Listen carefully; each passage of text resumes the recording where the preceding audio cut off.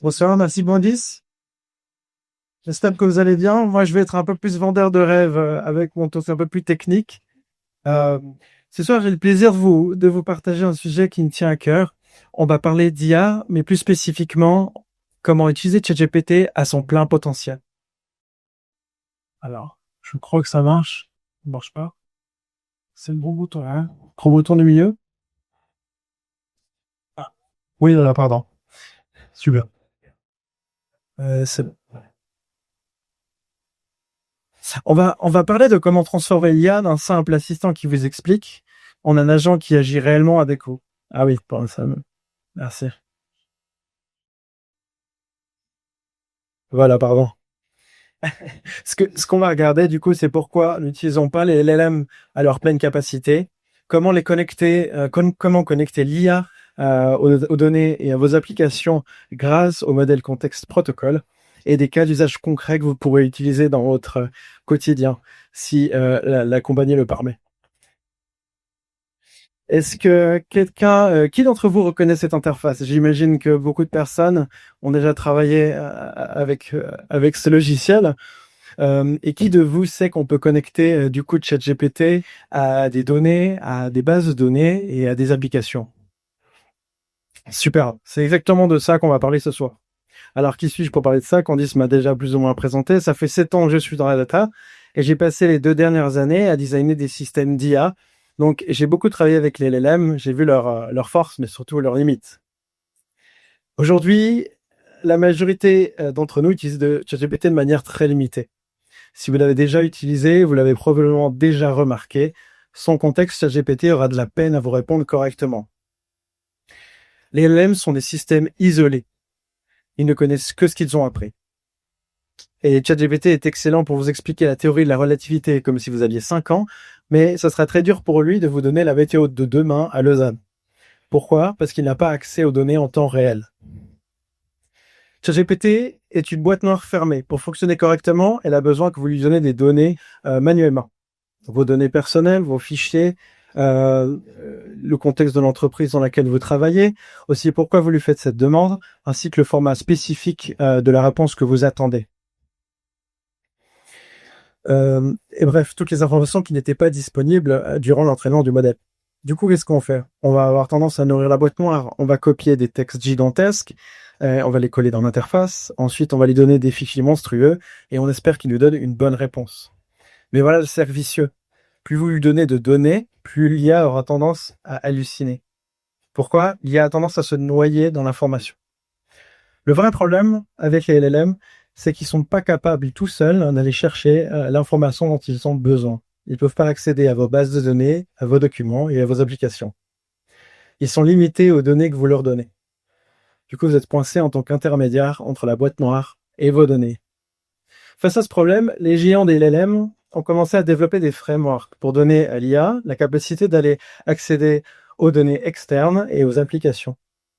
En 2024, Anthropic, la société qui a développé Claude, a développé le modèle contexte protocol, le MCP, le fameux MCP. Et le MCP, c'est quoi? En simple phrase, le MCP, c'est l'USB-C de l'IA. C'est un standard universel que vous connectez une fois et ça marche partout. C'est un protocole qui permet à n'importe quel LLM de se connecter à n'importe quelle application. Ça fonctionne avec Claude, ça fonctionne avec ChatGPT, avec Gemini, avec Copilot et tous les futurs LLM. Ce que ça change fondamentalement, c'est que ChatGPT n'est plus limité à votre input. Il peut récupérer sélectivement des données depuis vos applications. Il peut utiliser ces applications de manière séquentielle, donc aller chercher une application après une autre. Il peut créer de nouveaux documents, peut créer des workflows, déclencher des workflows, bref, n'importe quelle action qu'une API classique serait capable de faire. Il devient donc plus limité aux données que vous lui donnez, il devient autonome. Alors la transformation concrète. Un exemple avant, vous demandiez par exemple à ChatGPT d'éditer un document ou de faire une analyse basée sur les documents que vous lui fournissiez manuellement. Après, du coup, grâce au MCP, vous pourriez lui demander comprends notre business model en utilisant notre documentation, inspecte notre base de données et fait un dashboard qui résume bien la performance mensuelle de notre entreprise. Là, l'IA va récupérer automatiquement les données depuis les applications, accéder à la base de données, faire l'analyse et vous générer des dashboards qu'elle va potentiellement aussi publier sur un système de dashboard. Grâce au MCP, l'IA, elle peut agir. Elle peut exécuter une requête SQL directement, elle peut créer un ticket Jira, elle peut lancer une pipeline, elle peut scraper un site web, elle peut créer des documents et elle peut aussi gérer vos emails. Elle a un accès sélectif à vos données en temps réel.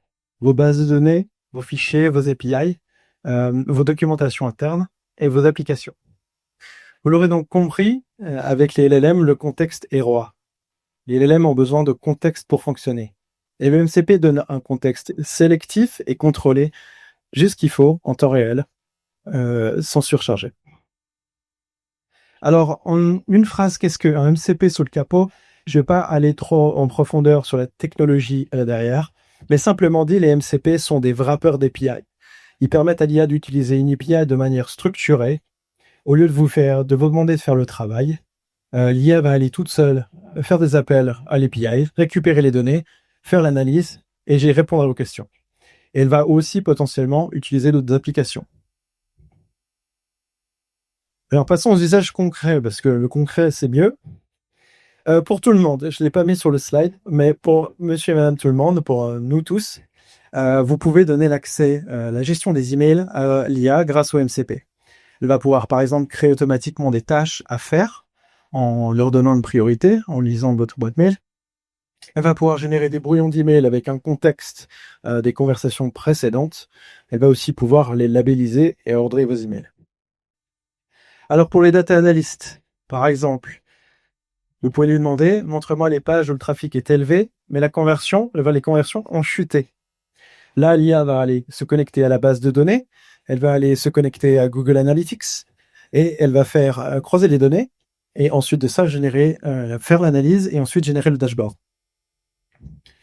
Ensuite de ça, pour les product managers, créer les specs produits pour la nouvelle fonctionnalité de notification en te basant sur ce qu'on a déjà fait dans l'app. Donc, l'IA accède au code, à la documentation, au PRD précédent, par exemple ici, Confluence, et génère les specs cohérentes avec l'architecture existante. Pour les ingénieurs, par exemple, la gestion de la documentation, qui est une grosse douleur dans beaucoup de boîtes, le manque de documentation et la difficulté de les écrire. Donc là, vous pouvez demander à l'IA, écris la documentation pour ce nouveau module en te basant sur le code qu'on a écrit. L'IA va aller donc analyser le code, la base de données et éventuellement la documentation écrite sur Confluence. Pour le marketing, ce qui est assez intéressant, vous pouvez lui demander de générer une stratégie pour les 6 prochains mois en te basant sur le contenu viral de nos concurrents. L'IA va aller scraper TikTok, va aller scraper YouTube, va aller scraper Instagram. Elle va faire une analyse des patterns des contenus viraux. Et elle va ensuite vous générer une stratégie qu'elle va publier toute seule sur Google Doc ou Google Sheets. Pour les data engineers, par exemple, créer une pipeline Postgres Snowflake basée sur notre infrastructure actuelle, génère le script Terraform et schedule-le pour un usage hebdomadaire. Là, l'IA va se connecter directement à votre infrastructure grâce à l'AWS MCP. Elle va aller analyser ce qui est déjà existant dans votre infrastructure. Elle va aussi voir le code qui a déjà été écrit pour la gestion de l'infrastructure, les scripts Terraform, et elle va vous générer un script Terraform en quelques minutes. Pour le QA testing, par exemple, teste et génère un rapport de toutes les fonctionnalités de notre application. Là, l'IA va prendre le contrôle d'un navigateur grâce à Playwright, par exemple, qui est un des logiciels qui vous permet de prendre le contrôle d'un navigateur. Ensuite, elle va aller faire les tests nécessaires sur l'application et elle va détecter les bugs et vous générer un rapport qu'elle va ensuite publier sur Google Sheet ou Google Doc ou éventuellement Confluence comme on l'a vu. Ou par exemple pour l'onboarding, un nouvel employé au marketing qui va vous demander comment est-ce qu'on calcule le churn dans cette entreprise. L'IA va accéder aux documentations Notion, les schémas de la DB et les définitions métiers. Et elle va permettre un onboarding beaucoup plus rapide et déranger beaucoup moins de personnes parce que l'employé saura exactement comment c'est calculé. Alors maintenant, la grosse question de sécurité qui est hyper importante. Aujourd'hui, comme on l'a discuté précédemment, c'est très important. Alors, je vais juste parler du contexte de sécurité avec les MCP. Avec les MCP, vous contrôlez des permissions explicites pour chaque source de données. Il y a une lecture seule qui est activée par défaut, et l'opération d'écriture nécessite une approbation humaine. Mais il n'y a pas cet aspect de boîte noire, en tout cas avec les MCP. Dans l'interface, c'est super, mais il faudra tout développer. Ben en fait, certes, c'est une technologie jeune, mais il existe déjà des milliers d'intégrations MCP disponibles sur le marché.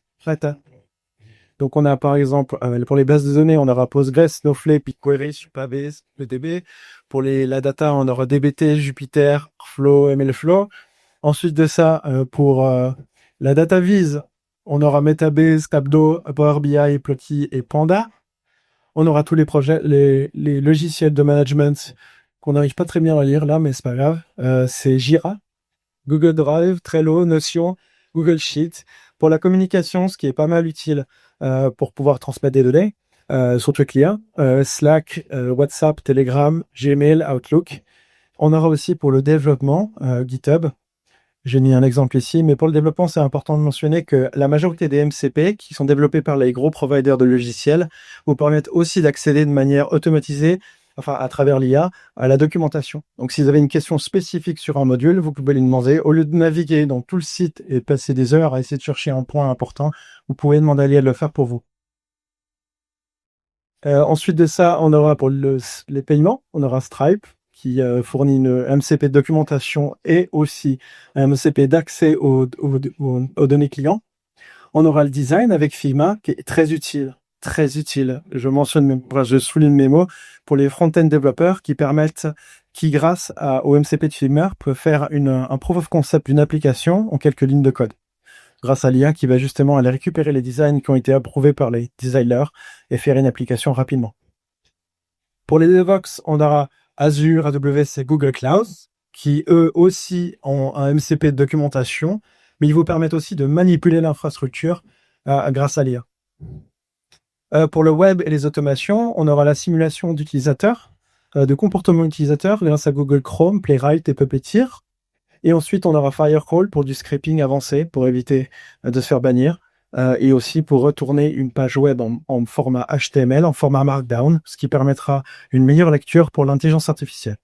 Et on aura Perplexity qui vous permettra de faire une recherche de marché avancée sur les moteurs de recherche. Mais c'est pas tout. Vous pouvez développer vos propres solutions MCP. Pourquoi? Pour connecter vos applications en interne. Alors voilà la conclusion de ce bref aperçu de la puissance des MCP. Le modèle contexte protocole, c'est la fin de l'IA isolée.